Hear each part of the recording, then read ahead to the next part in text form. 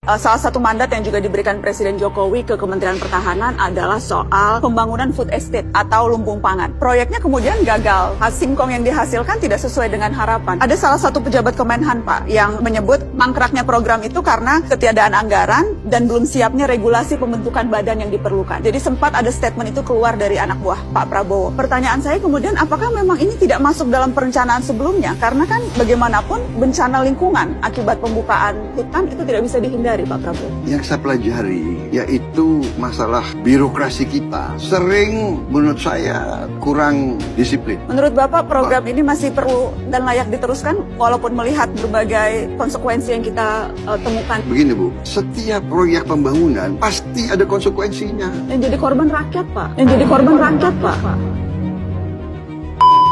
Masalahnya, menurut banyak kajian, termasuk dari Bank Dunia, program ini tidak mampu menjadi solusi kelangkaan pangan di Indonesia. Banyak orang yang sulit mendapatkan makanan atau gizi yang cukup. Makanan mahal karena ongkos produksi yang tinggi, masyarakat juga sulit memperoleh makanan bergizi seperti sayur dan buah. Masalah ini tidak bisa diselesaikan hanya dengan membebat hutan untuk menanam singkong seperti rencana Kemhan. Kami juga menemukan bahwa hampir semua area yang ditarget adalah habitat orang hutan menurut analis dari ahli dan pemerintah.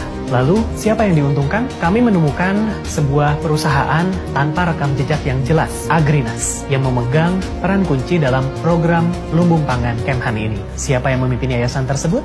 Menteri Pertahanan Prabowo Subianto sendiri, dibantu dengan sejumlah perwira. Sementara manajemen Agrinas didominasi oleh politisi Partai Gerindra, partai yang dipimpin Prabowo dan juga lingkaran terdekatnya.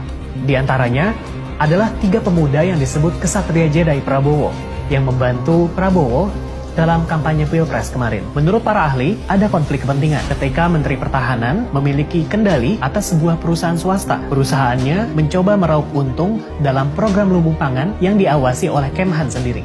Kami menemukan bukti bahwa Agrinas mengajukan proposal investasi bernilai triliunan rupiah untuk mendanai program lumbung pangan Kemhan ini. Dalam proposal itu, Agrinas meminta 33 triliun rupiah kepada pemerintah Korea Selatan dengan dalih punya peran sentral dalam program Kemhan ini. Siapa yang menulis proposal tersebut? Salah satu dari 3 Kesatria Jedi Prabowo yang juga adalah wakil CEO Agrinas. Program lumbung pangan ini barulah permulaan. Nampaknya militer akan semakin terlibat, hutan habis dibabat dan pemerintah mungkin bertindak semakin semena-mena.